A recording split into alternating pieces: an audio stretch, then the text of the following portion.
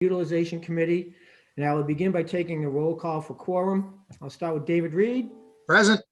Jack McCormick, Present. Bud Nugent, absent.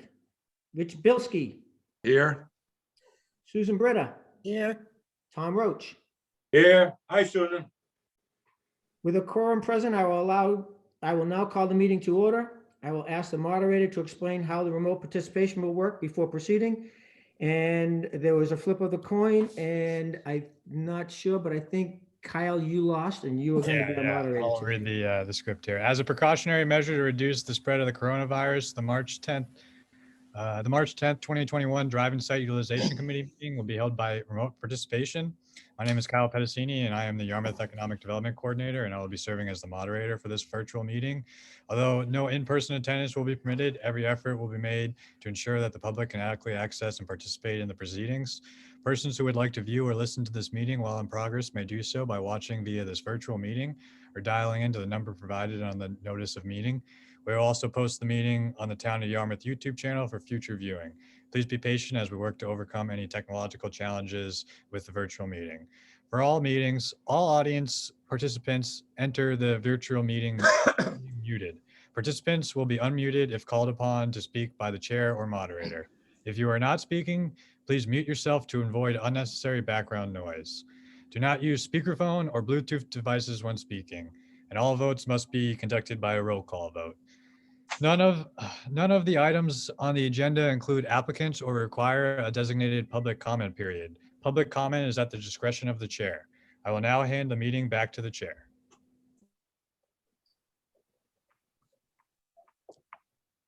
You told me to mute while I'm not talking, and I did that, and then it took me forever to get unmuted. So I'm just going to stay unmuted, and if somebody wants me to silence myself, just please feel free to tell me.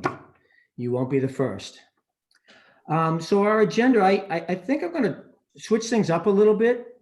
I'd like to go to number 3 first, which is the Riverwalk Park and Boardwalk Loop updates. I think we should get up to speed as to what staff has been doing since November with regards to permitting and grants and all that good stuff. So I'm going to turn it over to either Kathy or Karen or to take over. I'll do that, Jim. It's Kathy Williams, for those who aren't familiar. So we've been working, staff's been working with the consultant Beta, who did the original feasibility and conceptual design study on the design and permitting services for the Riverwalk Park, the boardwalk, and the event space. There's been a lot of back and forth trying to refine and define the scope as well as the fee to keep it within available funding. And we are anticipating having a revision of that scope next week. Also in coordination with CEDC, we're working on a scope of services for the event space that would include conducting a sound study and having some type of event layout for the sketches from an event planner. And as you know, we have secured some significant funding for the project. We have the $1 million in the Seaport Economic Council grant, $956,000 in land and water conservation funds, $2.2 million in the CPA funds from the 2019 annual town meeting. We also have the $1.5 million request in CPA for the 2021 annual town meeting. We have about $65,000 in tourism revenue preservation funds to help with the design of the event space itself. So that's what we've been working on. Kathy, can you give a total on that? Yeah, total, please. Oh, you're gonna make me do math. I'd have to 4.2. It's just shy of $3.5 million altogether. Does that include the request, the 2021 request from Gary's group? No, Minus that would be an additional. Okay, thank you. Kathy, did you say there was some money allocated specifically towards development of the event space? Design services for the event space. I think as we all remember, when we originally hired Beta to do the concept design, it really was concentrating on fleshing out the Riverwalk Park and the boardwalk concepts. So the event space itself is a little bit further behind, and we were looking to have, as part of their scope, some type of conceptual design for the event space as well, using the consultant hopefully that we'll hire through the CEDC with their tourism revenue preservation funds to help us with that sound study and lay out sketches of the different types of events that might be possible there. Okay. So right now, and I think we all remember that we've really been concentrating on, as far as the committee is concerned, well, the event space, it certainly has consumed a lot of time over the course of the summer, but it takes away from the work that the staff has been trying to do, and we have been with regards to the green areas, which is the Riverwalk and Boardwalk. You know, the event space has kind of got ahead of us a little bit on that. So, you know, and as a result, we've had some discussions. Anything more else you want to add, Kathy or Karen, with regards to updates? That's what we're working on right now, is concentrating on getting the design consultant working hard and heavy on it. Obviously, as you mentioned, working with the event space does take staff time away from that aspect and moving it towards that. I think it was a unique situation last year with COVID-19 and the difficulty our businesses were in, so that kind of made some sense. But I think we need to get back hot and heavy on this part of the project, the Riverwalk Park and the Boardwalk. So Is Kathy, there do we any have other- any kind of a projected timetable or next steps when we think we're going to make progress?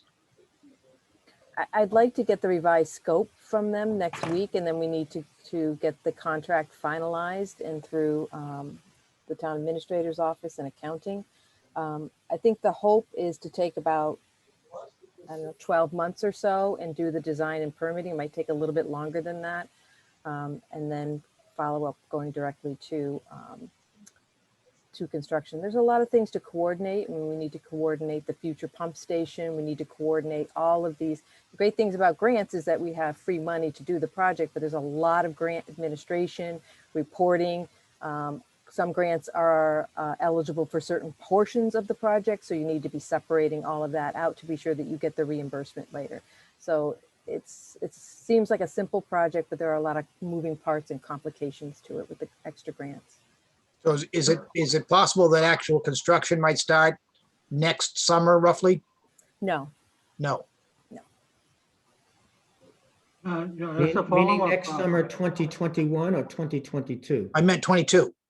oh, maybe, yes, 2022. I'm sorry, I thought you meant this coming summer. Yeah, sorry. Yeah, no, I would like to think that if not right at the beginning, but maybe mid to later in the summer. Okay. Jim, if I could, as a follow-up to David's question, is Go ahead, it Jack. possible to maybe develop some kind of a timeline? I mean, obviously it would be mostly guesswork, but I mean, I'm not getting any younger and we've had this property for a long time.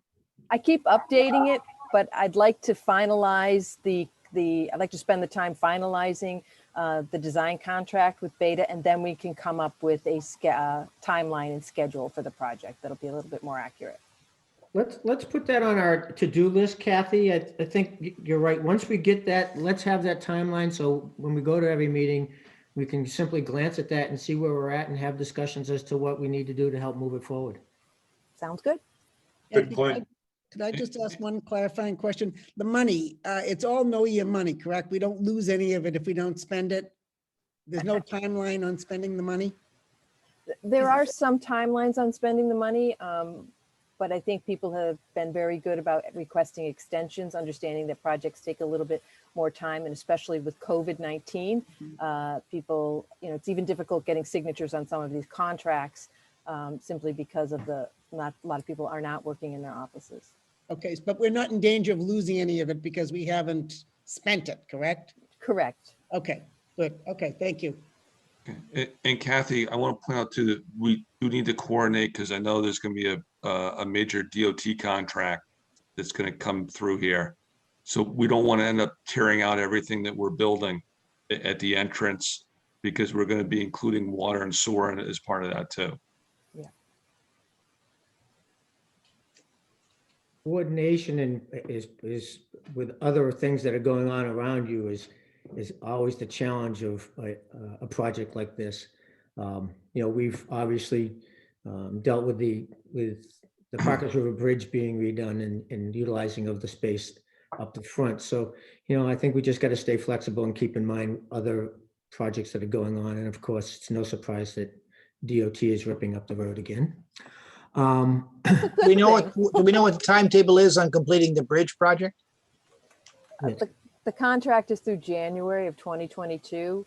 They may have some things that they might need to do in the spring to finish up. The bridge will definitely be done, but like just kind of some of the side Roughly things. one more year. Yeah, well, it should be, I would hope to be a year. Yep. But Jim, it's very good that the DOT is ripping up the road because that's going to help the town out a lot. It's going to save them a lot of money. I don't disagree.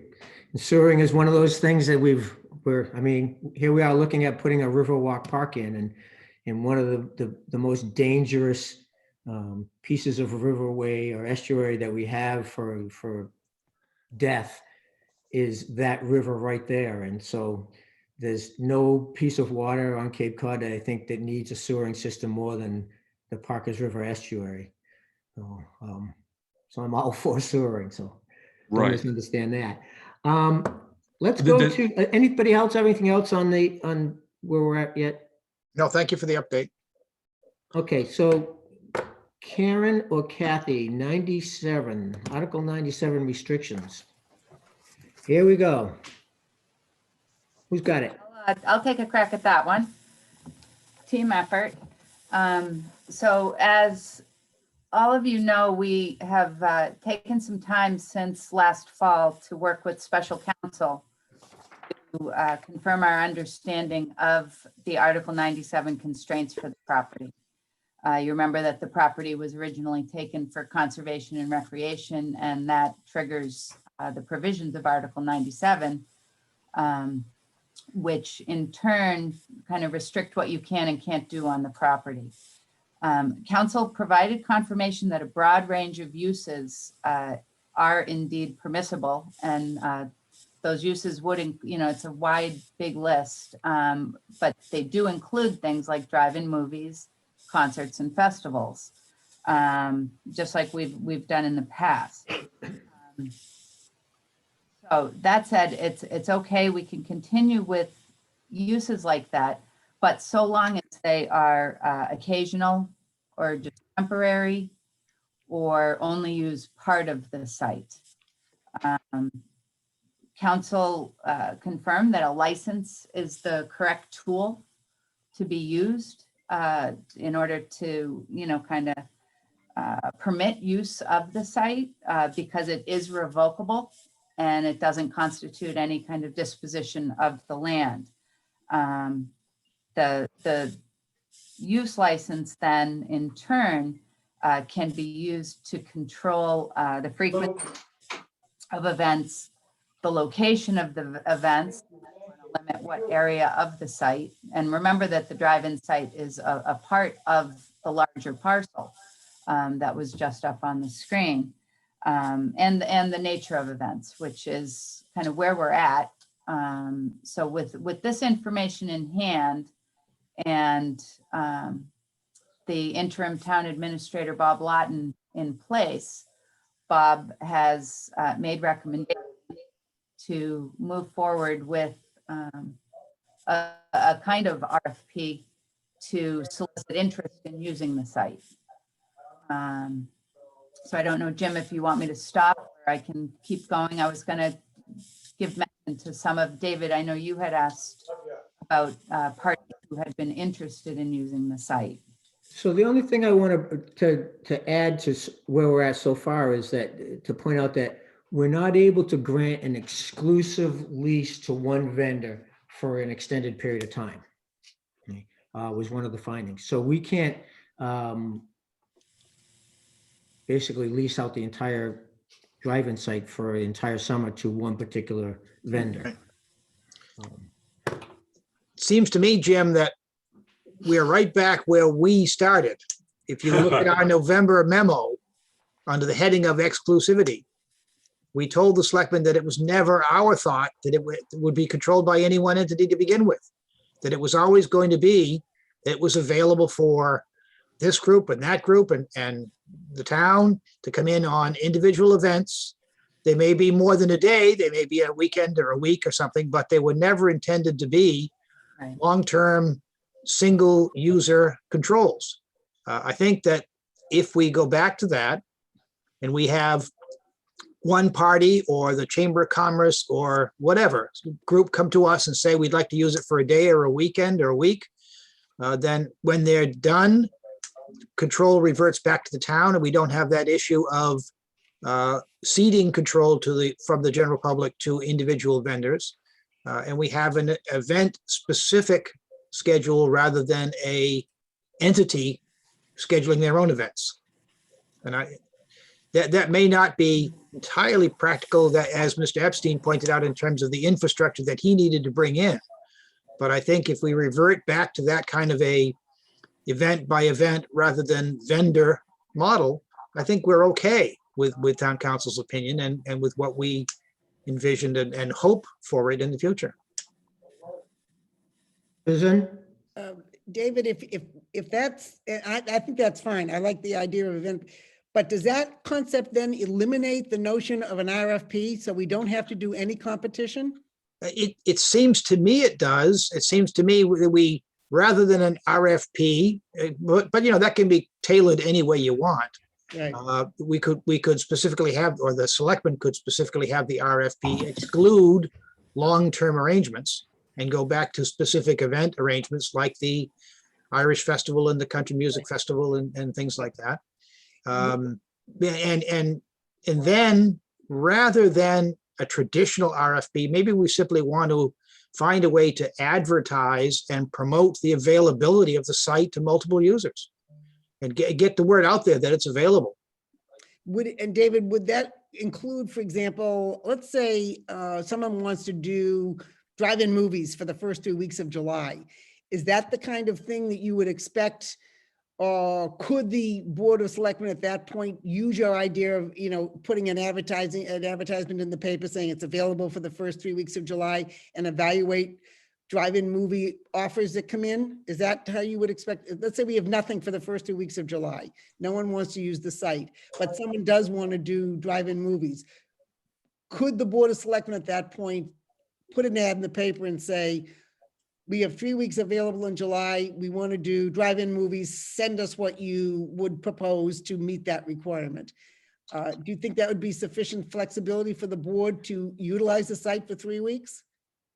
I don't know. The longer term you get, the more we're running close to the limits of a license. Right. I'm thinking, for example, like with our other facilities, like with the lodge over at Flax Pond. We don't advertise that that's available any particular time. We wait for people to come to us and say, can I rent it for a reception on this weekend? Or can I have a party there on this night? Right. Maybe we can do more to promote it through the chamber or somehow, but not so much, I don't think, advertising for specific events and asking people to come for specific events, but rather than simply making it available. So could the Board of Selectmen put up an availability calendar someplace? Sure, yeah. Okay, Yeah. good. I'm just concerned that I like the idea of event by event because I think you get a nice mix of events that could happen there. I'm just concerned that there may be 2 or 3 weeks where no one signs up for anything and therefore the site is not producing any revenue for the town. That's That's not absolutely, concerned me at absolutely all. correct. Yeah. And Susan, to me, that's just fine because Okay. it's not an event space. And sometimes, you know what, with nothing going on there, but people going out there with a blanket and a picnic basket is okay by me. Okay, that's fine. I just I know. mean, that's just my personal opinion, but I never have ever envisioned what we've in that last screen titled event space to be something where we'd run Melody Tent East. I've Okay. just looked at it as kind of as David described it as, from time to time, somebody wants to have a festival or an event, here's a Okay. space that you could do it. So there's and- no obligation on our part to sort of come up with a program that provides revenue for the town. Absolutely not. I Okay. think it just by itself, it's going to do that. Okay. And of course, if you start getting to that degree, then you start talking about who's going to manage all this. Yeah. I still think that we need to have a discussion about a project manager overseeing the development. You heard Kathy and Karen talk about the extent of the things that need to go on with regards to actually physically putting shovels in the ground. I'm not sure that's in the job description of Karen, Kathy, or Kyle. Maybe we need somebody with a name that doesn't begin with K, but I think that's going to be some heavy lifting that we need to keep in mind that, to move this project forward, there's going to be a lot of stuff that's going to be done. So inviting other people to use the venue, not yet, as far as I'm concerned. I think, but that's part of what we need to discuss is, the time of events, the type of events, Right. noise levels, those issues all need to be discussed. And I think that if we go back to the Board of Selectmen and say, yeah, you can use the site, we need to tell them, we think that you should use it in this way, shape, and form, but always keeping in mind, do not get in the way of development.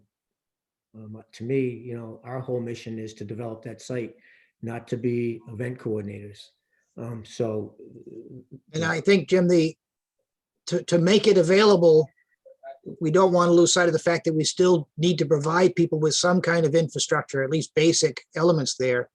Mhm. If when somebody like Epstein was coming in, he can rent a big van of generators and bring it in, but somebody who's coming in for one day is maybe not have that availability. And if we're going to have multiple users coming and going on short-term basis, maybe we need to get some infrastructure in there, water and electricity, for example, just so that people can come and go on short-term without a major investment of an excessive investment that might chill them from coming in and doing things. And I agree, we did David, have yeah. that discussion back in November, and I think one of the biggest issues was we're time sensitive to being able to provide some of that stuff that a vendor would want to use. Electricity and running water being obviously the two key ingredients. We talked about grassing the field so that you could use it Right. without we- cost. And it looks like actually, fingers crossed, this summer we might actually be able to do events there without, the drive-in method of entertainment. Do we might know, actually be able to go sit on a blanket and listen to, music or, to do some of that. I'd like to check Did did with we ever Kyle. actually get any money out of the last summer's use? Or? Karen? Yeah, my mic's off. Yeah, we have received receipts from the cars that were there each night. And we have not yet closed out the security deposit, but we'll do that when the site is back to the way it was when we started the season. So what kind of money are we talking about? Do we have a figure? I'd have to, I'm sorry, I didn't prepare that. I think it's $20-something thousand. I can, It's about 25 or 26, I thought, Karen. yeah. Okay. Now, are we gonna put that aside for improvements? That Something- money would need to be appropriate. I had a conversation the other day with the finance director about those funds. And those funds will need to be appropriated at a town meeting. So I'm Well, not sure what someone- could accommodate wait. that.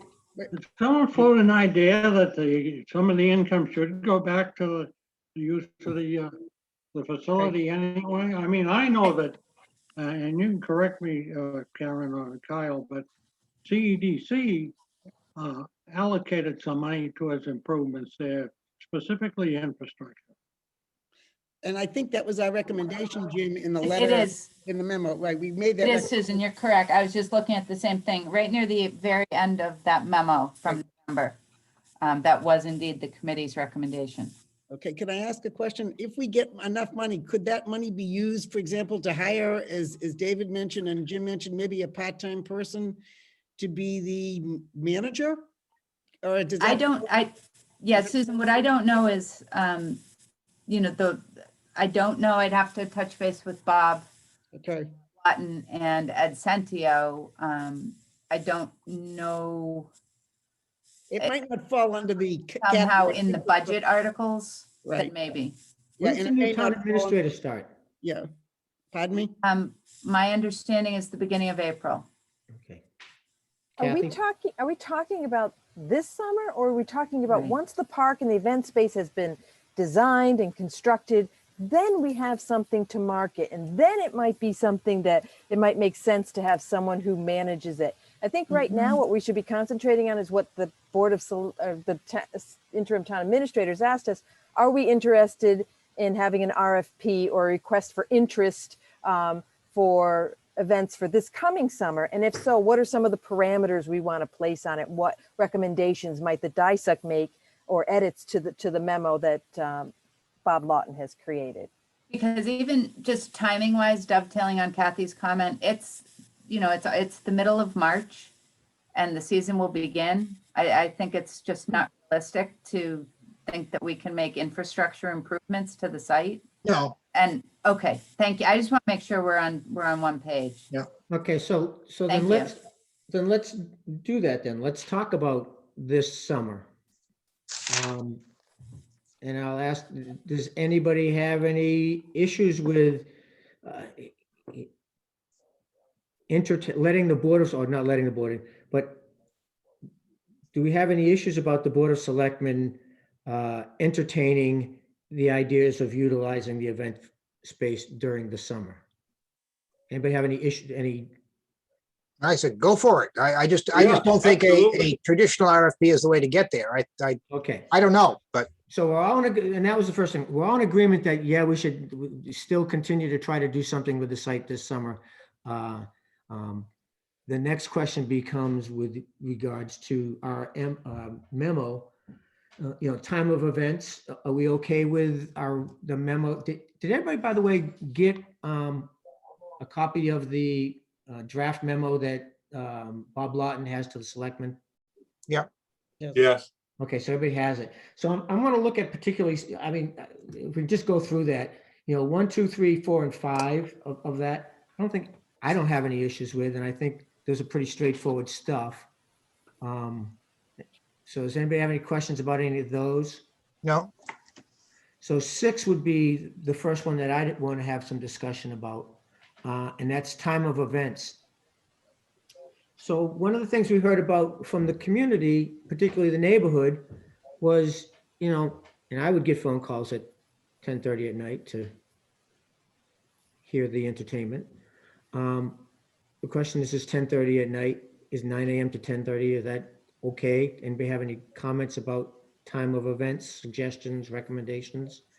I'll go right through the list. Tom? well, I think that we were going to try and hire someone to get us some background relative to the decibel rating there. It mentions in the one of the correspondence here that the decibel rating is, I think it mentions something like 10 decibels Yeah, over but and Tom- above the average. that Tom, was projected there. You're What? getting ahead of me, Tom. You're cheating. Yep, but my Voice question level is, is down the road. You're cheating. I want to know about number 6. Time. well, I think it's tied in, Jim. Time and noise, meaning that if it's loud and it's late at night, it's not good, or? Well, Yeah, you those- know, I mean, we've heard from so many of the neighbors that live there. And I think that, we're going to try and work out something that's going to be a situation where the town can use the site, but the neighbors aren't going to be continuously up in arms. And that's, I think, one of the things that we should be striving for. The decibel rating, it mentions that the decibel rating was average relative to that area. I'm just curious as to what it was and what the 10 degree decibel rating factor, how that played into it. So with regards to noise, and Susan, I'm going to get you very next. I see you waving your hand. So if you recall, when Epstein went out with his meter before events, that is the noise level that you look at before there's any concert going on. It's what's the basic noise, when the birds are chirping and the airplanes are flying over, that's the level that they use to start from. And then they're suggesting in this number 8, it's 10 decibels above that. Right. Now, how we what is- establish that noise level? Do you do it on a daily basis or, an event basis? Or you do it once and say, here's the level and anything above it? That's open for any discussion, as far as I'm concerned. But that's, I think, what we're talking about as far as noise levels in the perimeter. Susan? Well, in regards to the neighbors in that specific area, that's the issue. It's the decibel rating. Right. Susan, you want to Jim? say something? Yeah, Jim, the only comment I've heard on the hours is maybe a little bit later on Sunday. Otherwise, I think 9 to 10:30 is fine. I don't know if you want to start as early as 9 o'clock on Sunday, but otherwise, I think that's fine. On the noise level, the only comment I had, and I think this was in one of the questions I sent to you and Karen, is the issue of taking on the perimeter of the property. Whereabouts on the perimeter of the property are they going to take, are they going to do like certain sites along the perimeter or just one spot on the perimeter? How are they what is that? And would it change? Would the noise level change based on where you are on the site? That folds back. And I think that's the tricky part to me. And I'm not an expert on noise, but I do have 2 ears, and I will tell you that just sitting on my deck, which none of you can see, but I live right on the marsh, and the noise is different levels every single day. Some days I've got a lot of wind. If I had a 72-mile-an-hour wind gust. So in other days I've got coyotes and screaming in the backyard. So how do you set that level, Kathy? I just think having a decibel level, I'm not exactly sure. I mean, this wasn't something that staff requested be in there, but having a specific decibel level is going to be just something that's going to be really, I think, difficult to monitor for all the reasons and statements that you've made.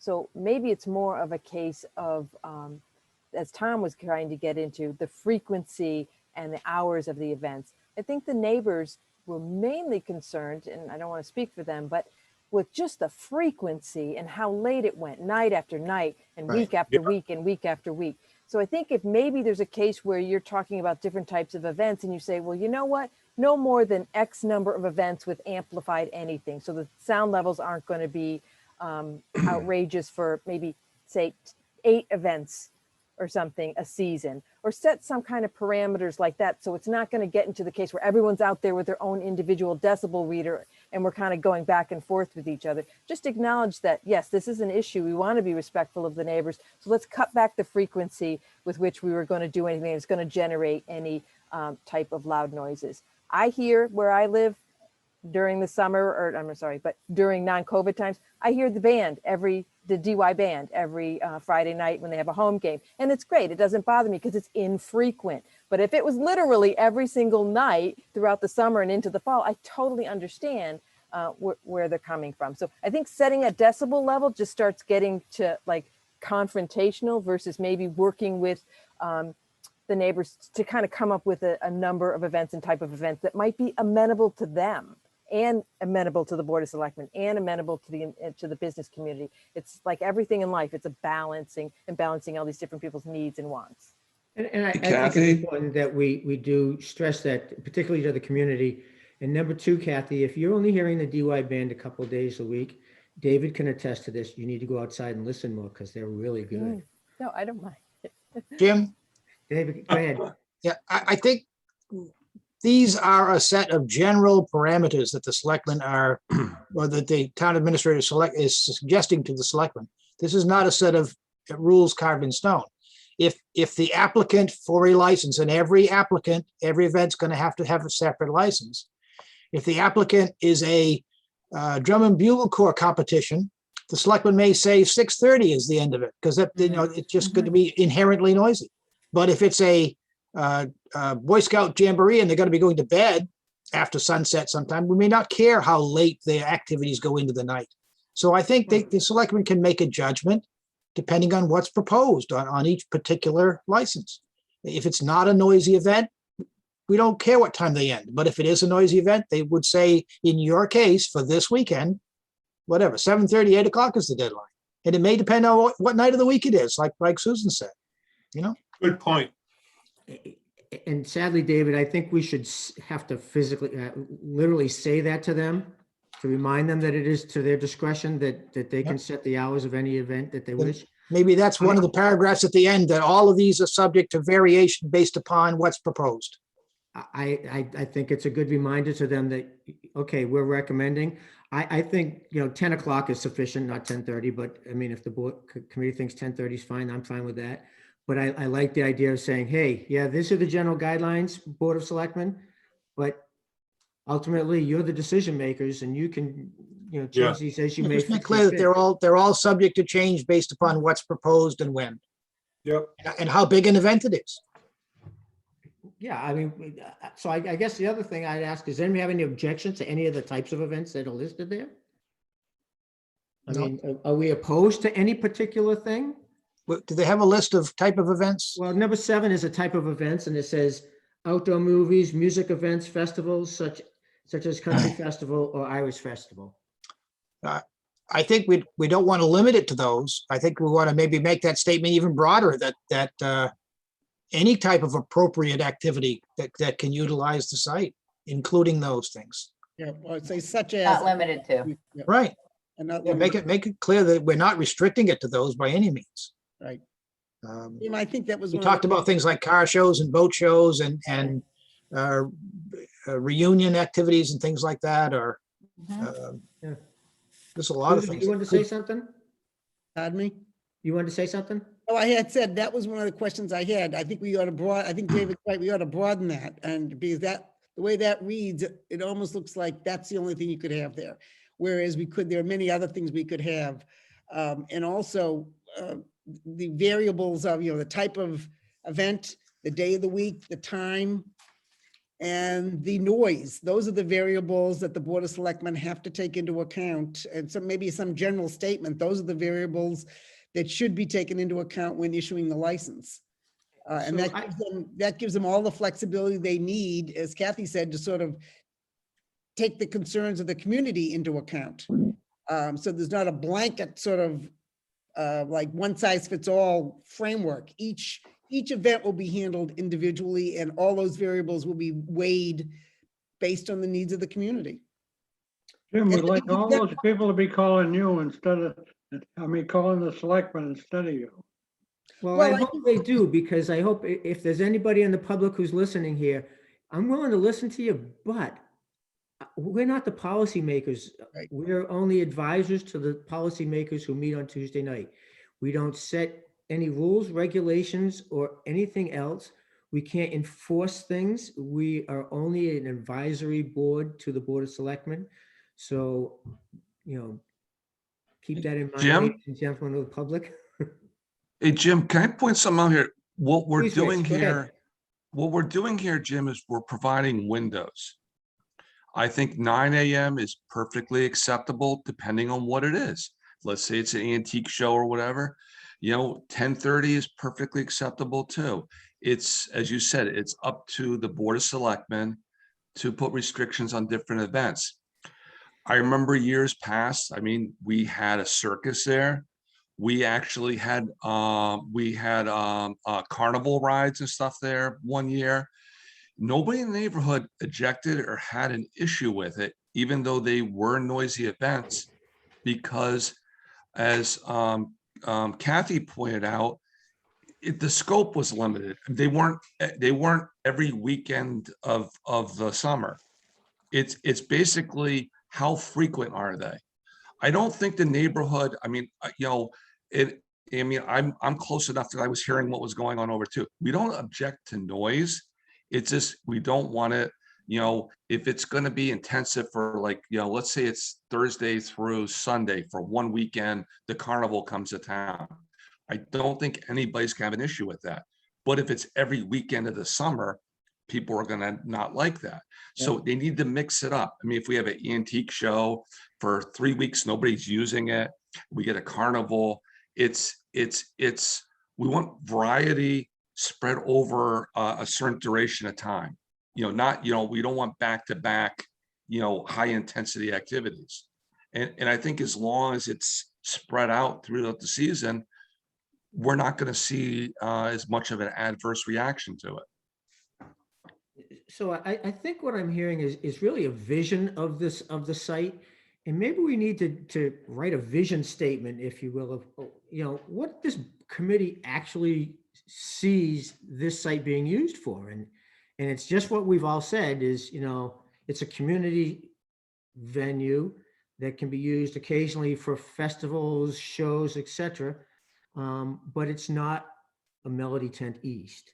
And it's a place that we can, and I think if we try to put something together that explains what we're trying to achieve to the Board of Selectmen, they may understand that when they start trying to apply some of this. Speaking of which, Jim, you mentioned Melody Tent. I saw some kind of an inquiry by the Melody Tent organization about the site. Do we know what they had in mind? I didn't see that inquiry, but it wouldn't surprise me if them and everybody else in town is inquiring. Go ahead, Karen. So David, you're right. We did have an inquiry and I believe Mr. Lawton responded to the inquiry. I don't know if it was regarding using the site or wondering, just how the town was going to approach using the site. Jim, if I may, I do want to note that we have received since November, since, the last time the group got together, a number of different inquiries. And I think there's folks remain interested. I've had a couple calls this week from different people. We did have the original proposal from IAE, which was the Adam Epstein group. We have interest from Bill Haney, who's a local person. We have a group that was called Fiesta, I think is the technical name, but they're associated with the Andelman brothers who run the Mendon Drive-In and have an association with the Phantom Gourmet folks, Melody Tent, and then interest from Vivid Entertainment, who were they were also Sandwich. last year when the selectmen first considered that license. So we do have interest, and if I can just, if you'd tolerate me, I do want to draw a note that, I think that the direction that the group is heading in terms of encouraging use of the site, we did also have last year, strong support for this concept from the Chamber of Commerce, and the Chamber of Commerce had Signature letter with 200. a letter of support and a kind of petition, and they had, I think they had more than 200 They did. folks sign off on it. So there is support to do something at the site. Susan? If I would assume, Karen, that these expressions of interest are sort of like an exclusive use for 5, 6, 7 weeks, correct? Sort of like what happened last summer? Yeah, so a number of them, I think, have kind of substantial infrastructure that, takes a fair amount of effort to mobilize, and Right. they may want to keep it up. But I do think, you just never know. I mean, Yeah. people may be interested in, a few weekend events, Right. and that may be worth their while. I think you have to put it out there Yeah. and let the market come back. Right. Well, Well- maybe, Jim, we could break the conversation into summer of 2021 ideas, and then, long-term, the committee recommends what we've been previously talking about, sort of a mix of uses.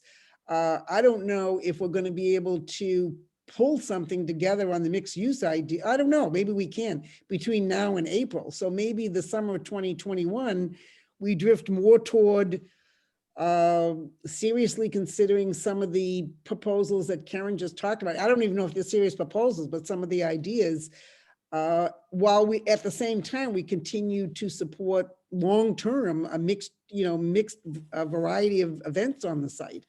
I just don't know if we're in the middle of March now, can we successfully put together a program of mixed events starting in May, as opposed to maybe the Melody Tent coming in and offering something, Thursday, Friday, and Saturday nights for 6 or 7 weeks, sort of like, musical theater or something like that. So maybe we should be putting a conversation together that is a short-term, summer of 2021 idea, but longer term, with more planning and resources, longer term, this is what the committee, as you say, tying it into a vision statement, this is what the committee would expect to happen long-term on the site. I don't know. I mean, I'm Yeah. concerned about, we're really up against a time issue right now. I understand what you're saying. So there's a couple of issues that I have, and these are my personal opinions, and I'll leave it at that. One of my issues is, what is an extended period of time? Yeah, So, I mean, if you were to ask, 10 weeks in the summer, is that an extended period of time? To some people, it would be no. For the people that lived in that neighborhood, 10 weeks last summer was an eternity. right. So I think extended period of time is an issue that needs to be determined. And I will again repeat, I am okay with having this site be empty from weekend to weekend and occasionally use it, and not an intense use of the property until keep in mind, first impressions are first impressions. And if people start coming to our site for these events and there's, no running water and no lights and no, they're gonna start thinking that in the future too, after we've got the place where it has all those things. So to me, fewer is better. I understand that there's a lot of desire to use this site. And again, I'm speaking my own personal opinions. And I understand the chamber has great support for the site. And I agree, we should be able to use it. But I'm concerned with the intensity of use for the course of the summer. Karen, Jim, through you, I'd like to ask Karen a question. Go ahead, Tom. Yeah, Karen, you mentioned potential users, but there was one fellow that was local. I didn't catch his name. I'll remember his name.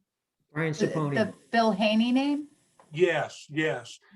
You may recall there was an extensive article in Cape Cod Times about him addressing the issues over at the old drive-in. And he seemed like he had some pretty good solutions, and he understood all of the issues relative to the noise complaints and so forth, the loud concerts or what have you. And it just seemed, did anyone reach out to him to get more information in regards know to what that- he would offer? We do have, a fair amount of written inquiry, Tom, on that. And Mr. Haney is working with Marty Riley, who's a local name that folks may know. Yes, A couple conversations with Marty about it, and I know that they, remain interested. I think that at this point, it's, I like what Susan was saying, because we were thinking like this, we have short term and we have long term, and I don't know when long term starts, because once we finish doing the design, engineering, and permitting, construction will begin at some point. yeah. So I think we need to be thoughtful about that. But I think it's important that we do something, and I understand it's on the agenda for next Tuesday, March 16, with the Board of Selectmen, and that we go from there and we do what we can as soon as we can. Jim, can I just follow up on your comments on the Yes, go ahead. exclusivity, Karen? I think that was one of the questions I had too. Did the town lawyer, he used that term? Did he have any background thoughts about what he thought an extended period of time was? Did he give any indication about what, from a lawyer's point of view, what they considered an extended period of time? Kathy, I can see I think- Kathy's going to yeah, answer it. I think they indicated that it could be a license that could be, seasonal, perhaps seasonal, less than a full year. And again, it can't be the entire site. It has to be a reasonable amount of the site. Okay. And so that the public still has access, so it's not Right. exclusive. Okay. It's a revocable license, so that Right. somebody may come in, but we could Right. still take the license away. So a Okay. lot of things go into that. All right, so at least the town council used the term seasonal, so that gives us some framework. That goes to Jim's point about, 10 weeks of rock concerts might be just too much for the neighborhood, but okay, so that gives us some framework to talk about. Okay. So Jim, I have a question for Kathy. So does that mean if we do the site as it's currently planned, we're gonna have the park strip along the water, so that would always have public access. So does that get us away from that exclusive use clause? So would we be all right then? I think it does.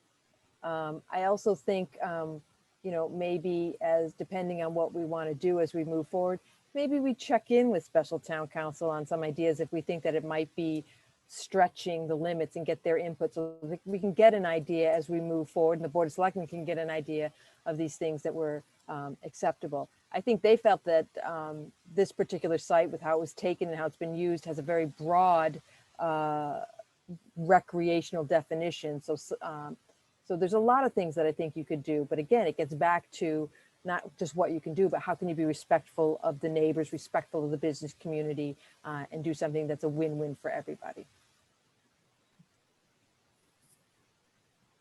Okay, so now that we beat this thing all up,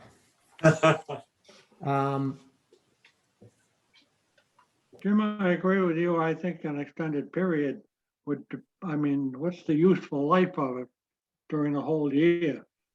And anything that would extend more than 2 or 3 weeks, I think would be an extended period because the season's only 10 weeks long, really. go ahead, Susan. I was just thinking about seasonal. I know there's talk about this portable ice skating rink.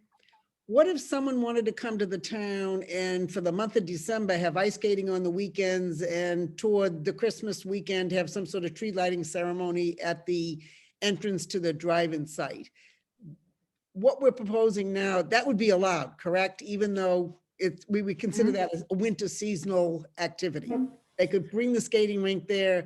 Someone may set up a kiosk with hot chocolate or something like that, and then host a tree lighting event at the entrance. Okay, that's okay. So we're not just. And they can do that, like Richard indicated, once the Riverwalk and the Boardwalk are open, they could have that whole section for an ice skating rink and still have access to the site by the general public. Okay. And that's, obviously key to anything we do is that, any contractor needs to understand that this is public property and that they have to be able to have Yeah, and access. certain access for, Right, access to the real public piece of it, which is the boardwalk is always Right. gonna be maintained. Okay. right, you couldn't put a gate up at the front. and No, say, no, "Hey, no, sorry, no. you don't get to go walk on the boardwalk today." I think community use is a great use. I mean, that Halloween affair they had was a sellout and had a waiting list.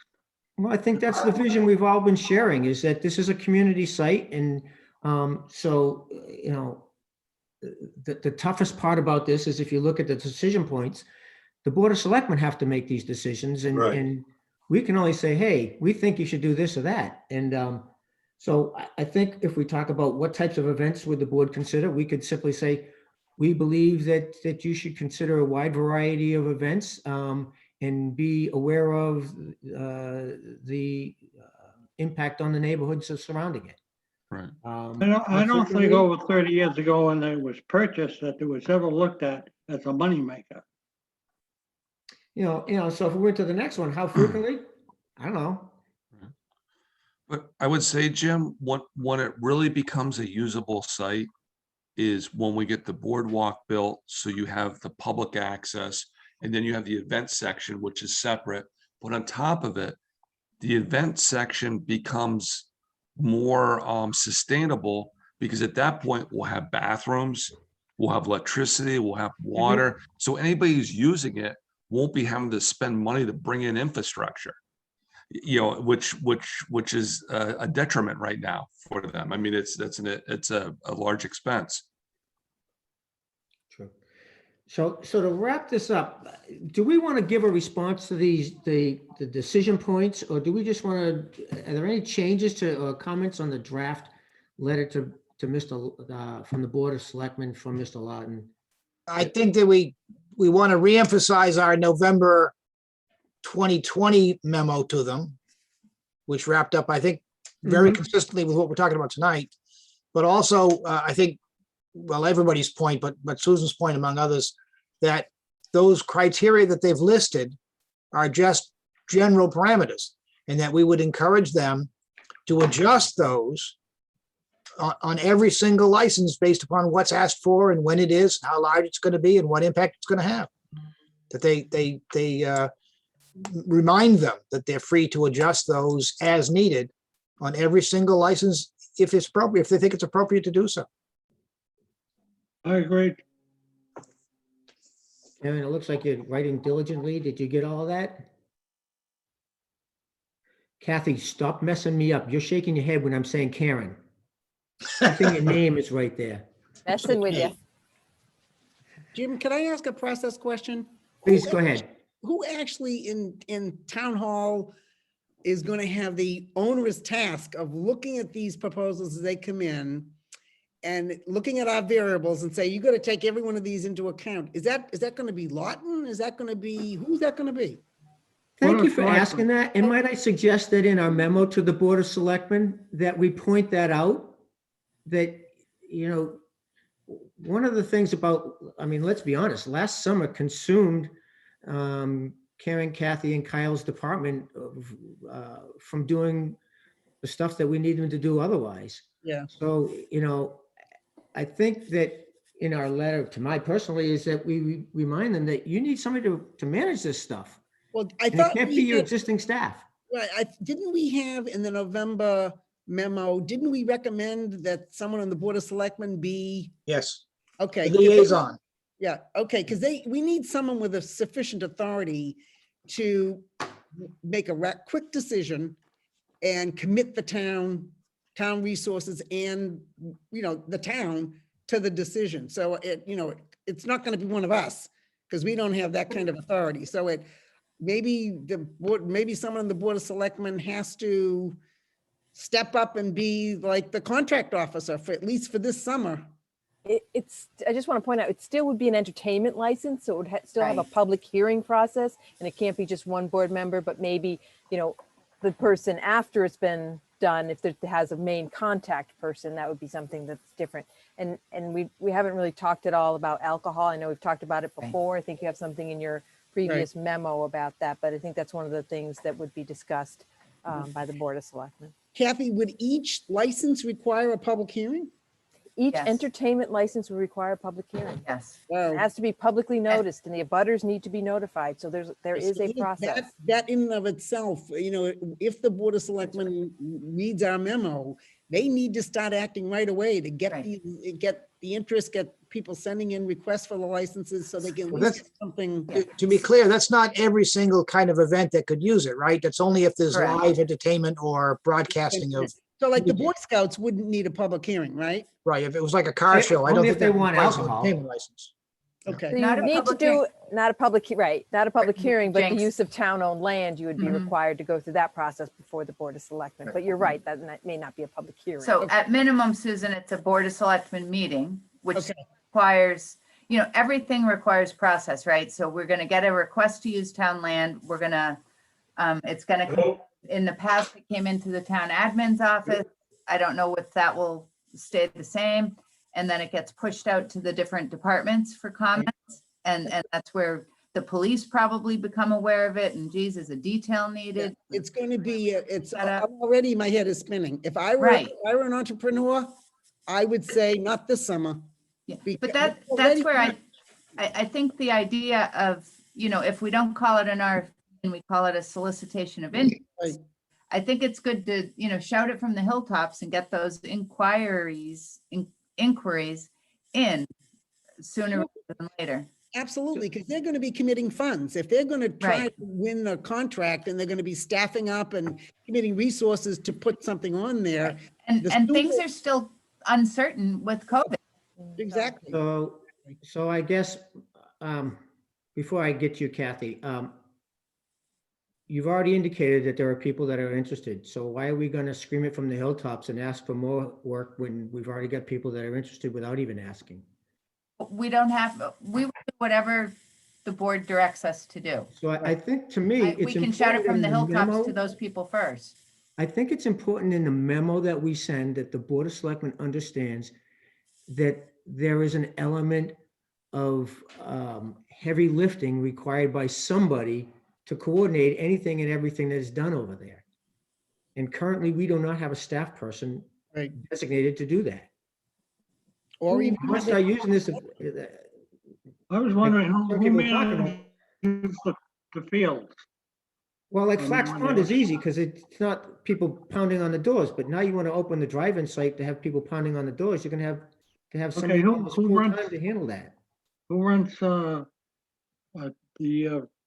other recreation department? That's Pat Armstrong? Have any No, say in who- recreation director.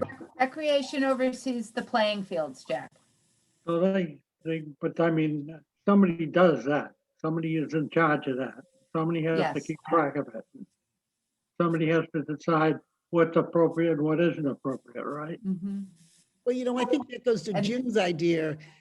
Maybe we can say in the memo that the Board of Selectmen is strong, that we recommend that the board identify a contact person at least for the summer of 2021, so that we can move that forward. But it is essential for the success of this program that not only for the residents to know who to go to, but the vendors need to know who is the contact person. This is very complex. It's use of public land. It has, licensing involved. It's got public hearings involved. Jim's point is well taken. This is not a simple onesie twosie thing. It is a very complex process, and we are strongly encourage the Board of Selectmen identify someone in the town that is going to take this on, short-term as well as long-term. And if it's, if they say identify, I'm gonna use this and not necessarily mean it, but if they identify recreation, then somebody from recreation needs to be on this committee, or the recreation director needs to be privy to the conversations that we're Right. having. Or if it's the conservation commissioner or Yep. the highway guy, I just picked recreation night for a Yep. name, but any one of them, that person needs to start being part of what we're Yep. trying to do so we can Yep. coordinate. Hi, Kathy. There's no one town staff person who could possibly add this into their workload. It's just not gonna even That's remotely my point. happen. Yeah.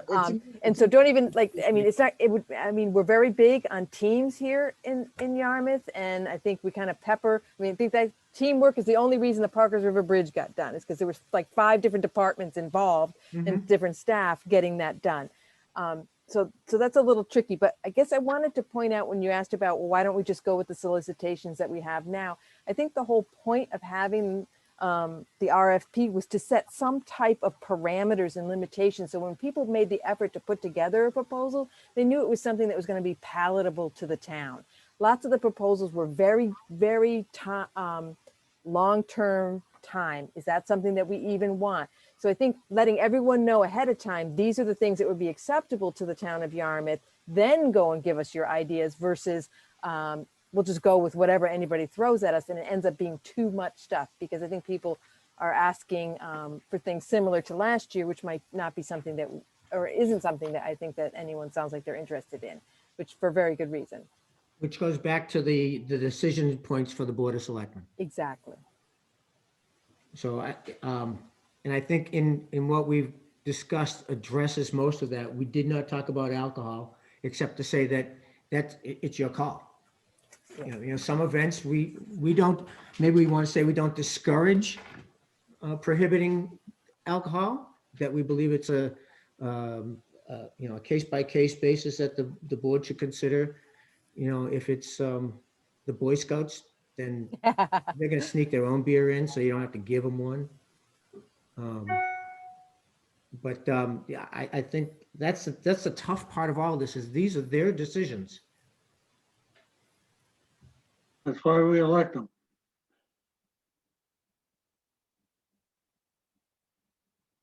So I'm not sure So how in else terms to of proceed. output, Karen?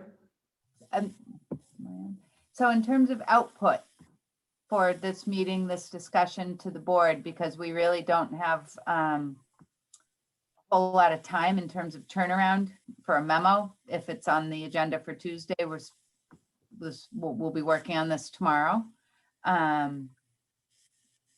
David suggested re-emphasizing the November memo. Yep. Noting, as you guys have discussed, that the criteria listed are really general parameters that would be subject to change on a case-by-case basis as the board considers applications for use of the site and as they draft up the licenses. There's a suggestion to, identify a point person somehow to help streamline the process, I think.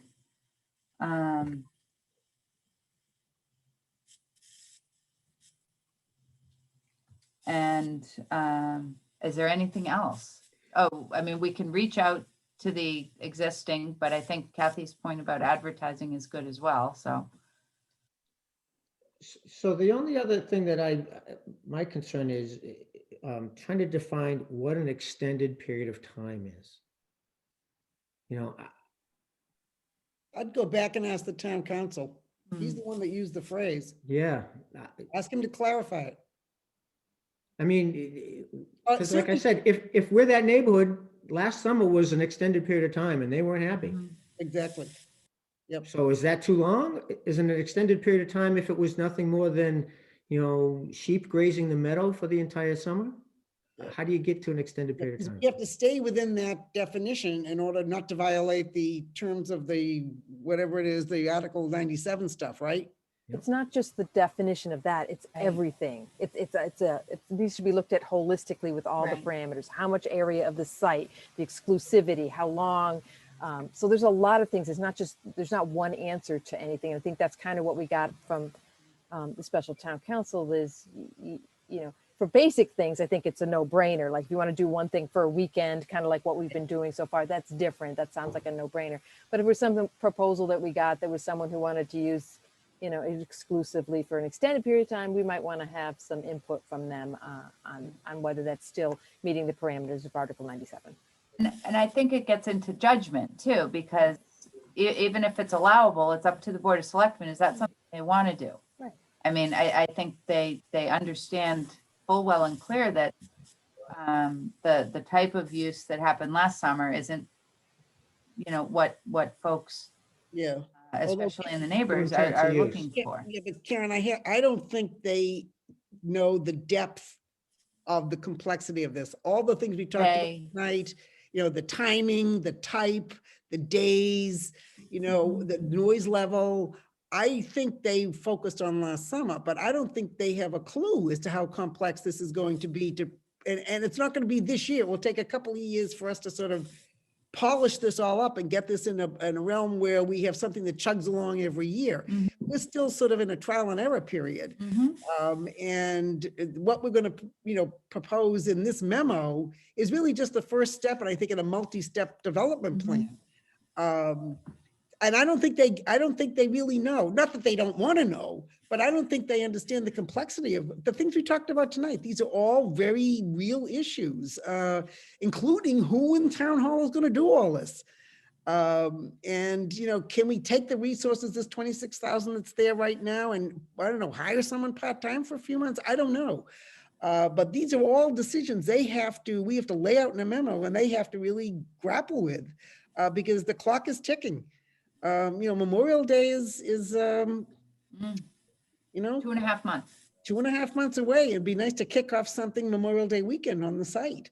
I think we want to, at least my personal thought is that we want to encourage the selectmen to try and stay away from the model that we fell into last year of one entity having Right. control for the Taking it entire all. summer season. Right. Because first of all, we don't know what we're going to get. And the neighborhood doesn't know what's going to happen there. They don't know from week to week whether it's going to be a movie or a concert. We lost control that way. What we envisioned was not what we got. And I think the second problem with that kind of a entity controlling it for the whole season is that it blocks out everybody else. Exactly. And if a wedding comes along and says, "Oh, that's a wonderful site. Can we do something there?" We have to say no because we've already given somebody else control. Exactly. I think we ought to encourage them to focus on shorter term blocks of time. It Variety. keeps it available for a variety of Right. events and not one person being in control of what goes on there during an entire summer season. Not the least of which is it blocks everybody else out. Yeah. I know a friend of mine once said to me when walking through a line a minefield. Tread lightly. Yeah, And really where we're at is we need to tread lightly on how intense we use this property until we're ready to use this property. Mhm. So, I think slow and easy is kind of the mantra that I personally have is I don't want to turn this summer into last summer. Yeah. The idea is to make this more community friendly and not community adversary. Mm. and I think long-term, you're right. My concern is taking that notion and trying to get something in there in 10 weeks. You know, let's use Memorial Day as a point where it would be nice to have something there. Can the town put out an expression of interest statement, get some responses, go through the process that Kathy mentioned, which is, you know, the teamwork, all the entities inside town that need to be conferred with, get the license issued and have an entrepreneur that's willing to sort of upfront commit funds, assuming they're going to, you know, be chosen. It's difficult. And it's especially difficult because neither Karen nor no one can say, go to Jim Saban because he's in charge of this. Or go to, you know, You can say that, you won't get a good they response. won't get good response. Exactly. But I mean, it's hard to manage that kind of thing. I like the idea. And maybe the memo to the selectman says, you got a real, you know, complex issue on your hands and you need to start thinking immediately, March 16th, about how you're going to handle this. Susan, you're right, because, you know, you start asking, you know, to do all what you just said, the question becomes, okay, now that you've asked people for their input, Right. who's going to read all those proposals? Exactly. Who's going to sort through all that stuff? Exactly. Who's going to evaluate all of it? So, and we're the drive-in site utilization committee, which is not the drive-in site use committee. Right, and none of us really have the authority No. or the wherewithal to evaluate proposals and make a recommendation. It's got to be someone inside town hall. This is where we need a benevolent dictator, you know, to step up and Man, where's Donald Kathy Trump? knows in I the use year? that term. Never all the thought I'd time. hear you say that, I use Susan. that term all the time. But that's the kind of authority, you know, and it has to be, at least for the summer of 21, I think it's sort of kind of be like a rapid fire team, like a Tiger team that's got to get together and maybe do a variety of things, which would be great. If not, you know, maybe 2 or 3 things for 5 or 6 weeks at a time. I just don't know what's going to work. So But I do maybe, know we have to move quickly. our comment needs to be, so if you want to do this, then you better get somebody to run it because you don't have anybody now.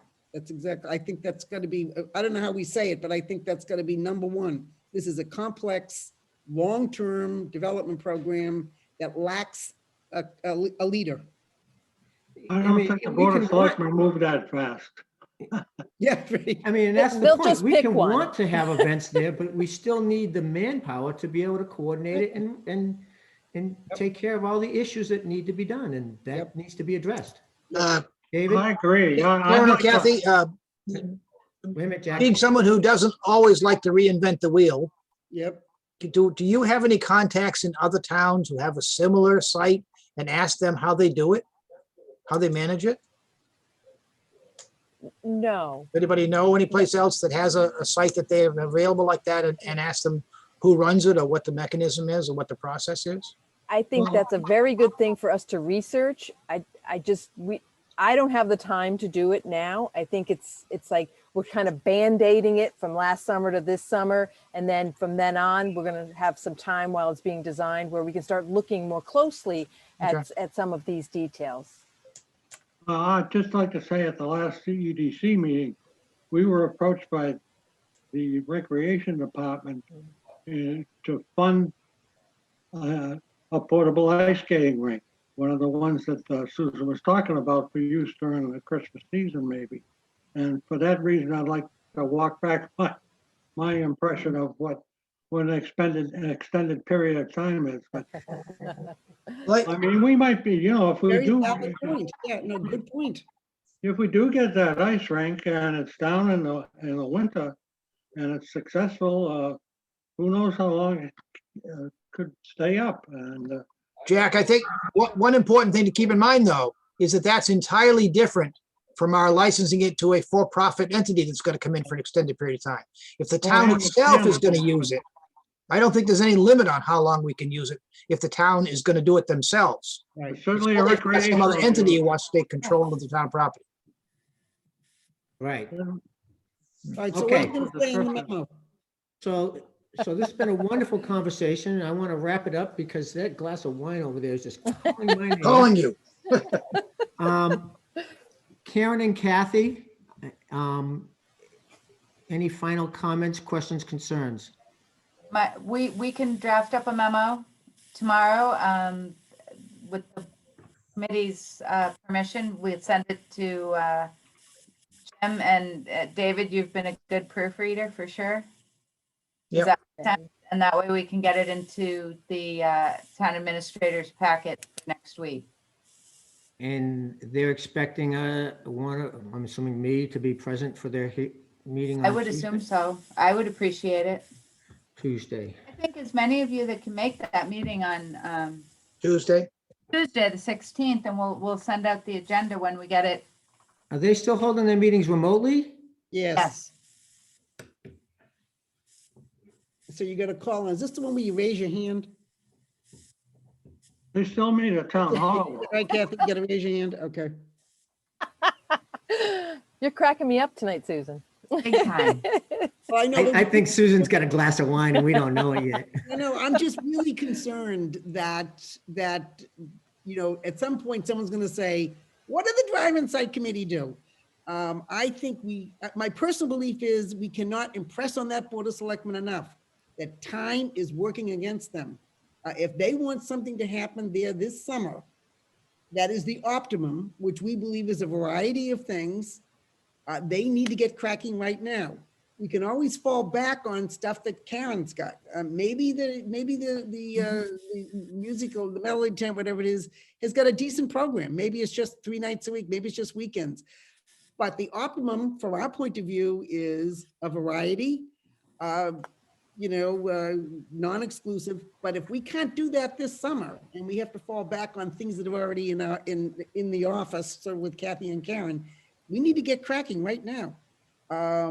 And we can't make any mistakes. We can't do what we did last year. As David said, we can't annoy, and Jack said, we can't annoy the neighborhood. That's not going to work. So let's not reinvent the wheel again. Let's not make the same mistakes we made last summer, but we're headed in that direction if we don't get a hold of this approach.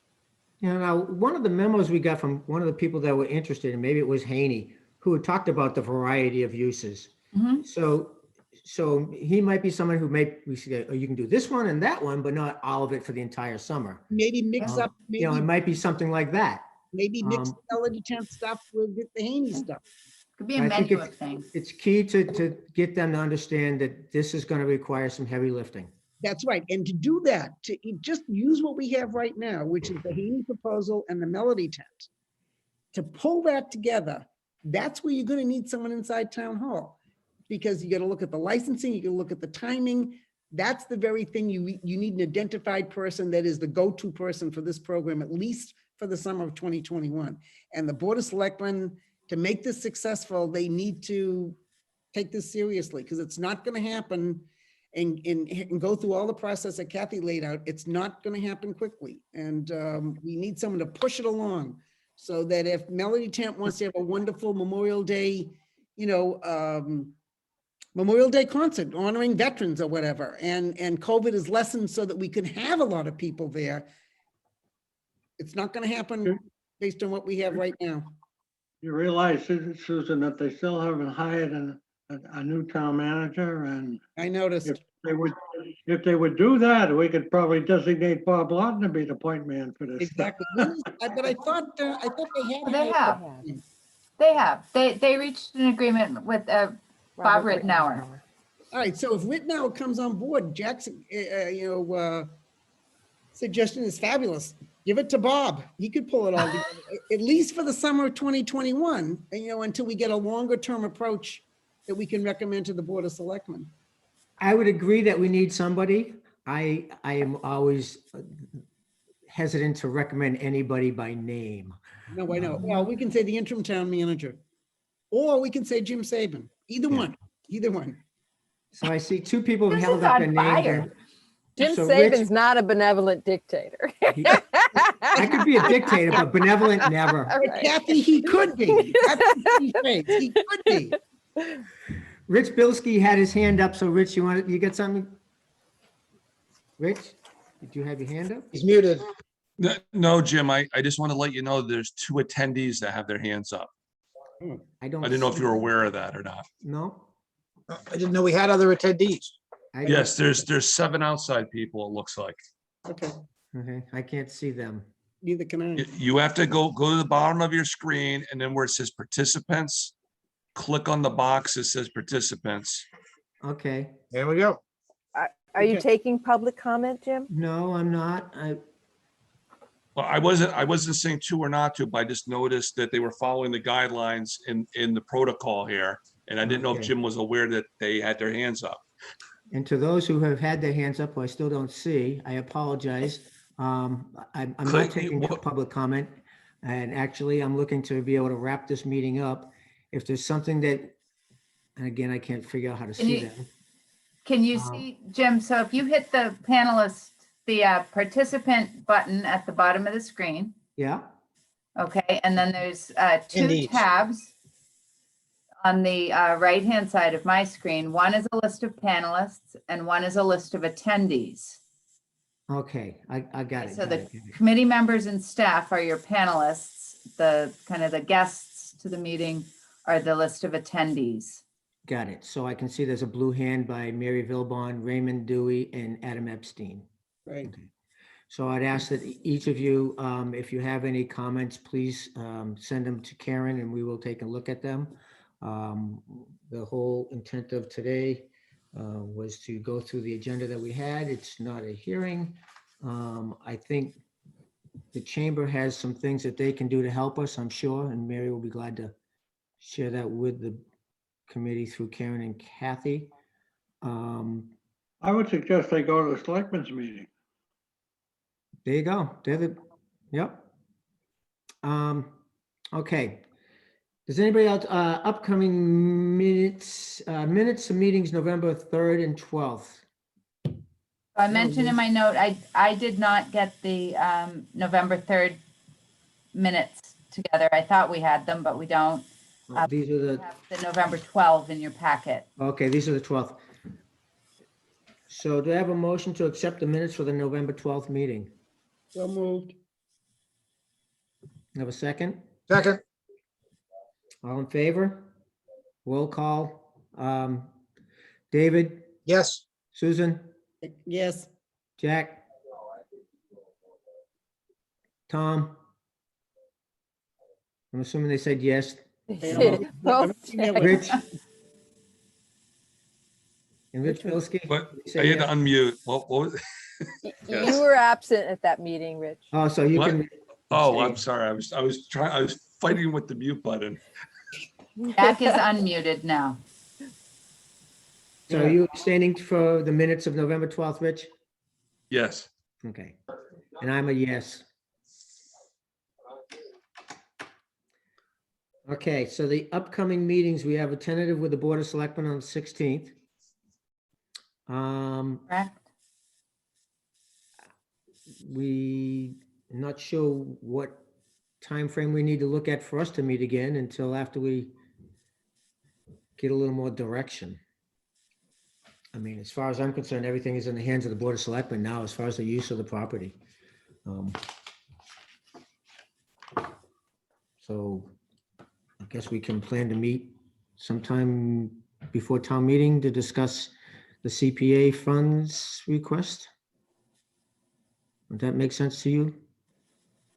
So Karen or Kathy, can you doodle us, look at town meeting dates and get us together around the CPA discussions?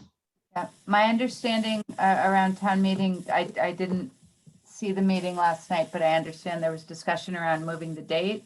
I know Kyle was there. Yeah, the new date is May 22nd. Was that final? Did they vote it, Kyle, or is it tentative? I believe that's pretty much final. Did you say 26th? 22nd. A second. That's not Memorial Day weekend, is it, Kyle? No, Oh, it can't be. it could be. It I'd could say it be, can't be because I That would wouldn't be put it past horrible. them. let's see. It could be. That's a bad idea. No, that's the next. No, week. Is it? Okay, good. Okay. The 22nd is a so- Saturday. Yep. yes. So sometime in the first couple of weeks of May, well, the second couple of weeks of May, I'm not here the first 2 weeks of May. So we having the meeting the day before town meeting? We won't feel bad for you, No, Jim. wait a minute. I'm going the first 2 weeks of May. Well, if we're still doing Zoom, Jim, you can call in. Oh, that's true. You know, my wife is teaching me about that. As you can see, I still can't figure this out to even see who the attendees are. So I apologize to anybody that may have felt that I didn't see them. Because I didn't. Okay, do we have anything else? Old business, new business? Hearing none. I would Okay, wait, entertain. Dean, one final question. Once we get this organized, who, maybe, I don't know, is it going to be the point person that the town identifies, or is it someone from this committee that's supposed to be coordinating with the community? I think Tom has spoken to some people over there, and I had a conversation with one of the neighborhood associations. The commitment was we would roll back into them and let them know what was going on. Whose responsibility is that? Is it ours or the town's? Let me, are you talking about notifying the community? Yes.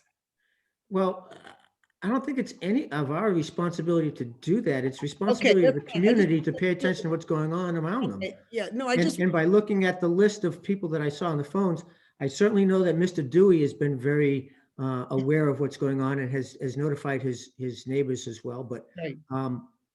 you know, go ahead, Karen. I mean, just, and so it's easy enough, Kyle, we can put something on the website once we kind of have a plan. Yeah. Yeah, certainly. I mean, that's the other I'll- part, Susan, is that our minutes will be public and, you know, they can certainly go on the website to find out what's been going okay, on. I just don't want to drop the ball with No. you're working with the community to make sure that their concerns about noise, which we all, Mhm. appreciate. Okay, that's fine. Yeah, and I think that they know that we understand. I think if you just Yeah. listen to this meeting, they clearly got that we are concerned about their concerns. So Okay. Karen, Kathy? It's got my name right there. I don't know if Karen was able to talk to Bob Lawton about whether sometimes the Board of Selectmen will take public comment only during the beginning public comment period and not necessarily during the agenda items. So Kathy, I didn't get to speak with Bob, but I caught a glimpse of the draft agenda. I haven't seen, the final agenda, and I think that the town administrator will get with the chair, but I think it had public comment on it, just as a regular, at the beginning. yes. Okay, I just wanted to be sure that anyone listening understands that, if Mhm. they're interested in that, they might have to come to that early part to give a public comment. Yeah, that's a good point, Kath. Does that include our comments also, or will we be able to comment during the item? We will find out, Susan. I don't know how the meeting is going to be conducted. All I right. don't know what the plan is yet. Okay, Typically, since it's from the DISUC, they've asked specifically for input from the DISUC that you would be able to speak during the agenda item, And or Jim, or the chairman. yeah, and Jim will be there to make if they require it or ask for it from our committee, correct? Okay. Mhm. We'll be there as backup. Okay. Nothing else? Can we change the name of our committee? Yes. How about just a drive-in site committee? I heard they were gonna double our pay. So the more words in your title, the more pay, Jack. Double. David, thank you for bringing that up. And I will quickly put that on our next agenda. One of the subjects I want to have a discussion on is the actual name of the drive-in site. And I don't know if any of you are aware of the fact that the drive-in site, what is it called? The ownership of the Is it Naming. URL? Naming rights? The name of the, each, you know how you own, we all own our, like Saban Appraisal Services is owned by me, that name. Trademark. Trademark, so somebody owns the name drive-in site, the Yarmouth Drive-In Site, and I'm assuming it's Mr. Epstein. So that needs to be a discussion. Does the town want to continue to call this the Yarmouth Drive-In, or do they want to call it, you know, the Rich Bilski?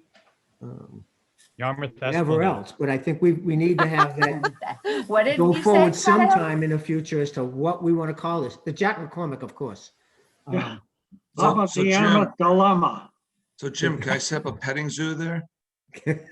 Now that the zoo aquarium's closed, you know? As long as it's not for an extended period of time. Okay.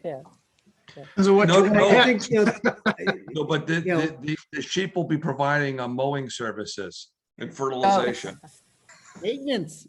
I like so it. we're saying this in, you know, tongue in cheek, but I think it's something that we need to put on our agenda for the future. Yeah.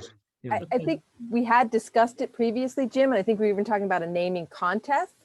Yeah. But I think it got bogged down with the potential naming rights policy from the Board of Selectmen, that they needed to develop that policy before we came up with a name for it. Right. So I think chicken and egg type of thing Mhm. for that one.